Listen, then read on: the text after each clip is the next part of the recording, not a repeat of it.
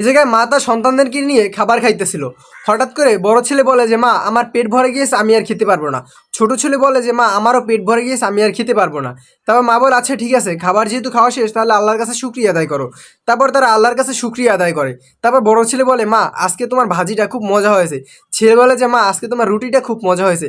এটা শোনার পর মা তো অনেক খুশি হয়ে যায়। তা বলে যে আচ্ছা ঠিক আছে চলো এখন ঘুমাইতে যাবো, রাত অনেক হয়ে গেছে। তারপরে যখন তারা ঘুমাইতে যায়, ছেলে দুইজন খাটে শোয় এবং মা ফ্লোরে শুয়ে পড়ে।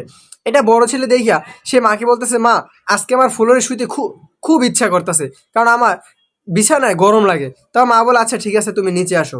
তারপরে বড় ছেলে যখন মায়ের পাশে শোয়, তখন কিছুক্ষণ পর ছেলে বলে যে মা আমি নড়াচড়া করতে পারতেছি না, আমার কষ্ট হইতেছে, তুমি কি একটু উপরে শোবা?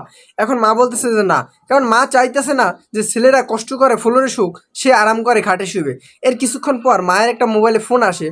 তারপর সে বলে তোমরা বসো আমি একটু আসতেছি। তারপর মা যায় ফোনে কথা বলতে। এখন ছোট ভাই বলতেছে বড় ভাইকে যে ভাই তুমি কেন আজকে হঠাৎ ফ্লোরে শুইতে চাইতেছো? তখন বড় ভাই বলে যে শোন, আমি শুনতেছিলাম ওই সময় যে মা তার ডাক্তারের সাথে কথা বলতেছিল, ডাক্তার বলছে তাকে নরম বিছানায় শুইতে, আমাদের মা তো অসুস্থ। কিন্তু সে তখন ডাক্তারকে বলছে বাসায় তো একটাই খাট, সে জায়গায় আমার ছেলেরা শুয়ে, আমি কিভাবে নরম বিছানায় শুই, ওদেরকে তো নরম বিছানায় দিতে হয়। তখন এই কথা শোনার পর ছোট ছেলে বলতেছে ভাই আজ থেকে আমিও ফ্লোরে শোবো, আমরা মা আসার আগে তাড়াতাড়ি চল ঘুমাই পড়ি। এটা বলার পর বড় ছেলে আর ছোট ছেলে ফ্লোরেই ঘুমাই পড়ে। এখন কিছুক্ষণ পর মা এসে দেখে দুই ভাই ঘুমিয়ে পড়েছে। এখন সে বাধ্য হয়ে খাটে শুয়ে পড়ে। সত্যি ভাই এরকম মা ভক্ত ছেলে সত্যি দেখা যায় নাই বলে চললে। আপনারা কি আপনাদের মাকে ভালোবাসেন? তাহলে অবশ্যই কমেন্ট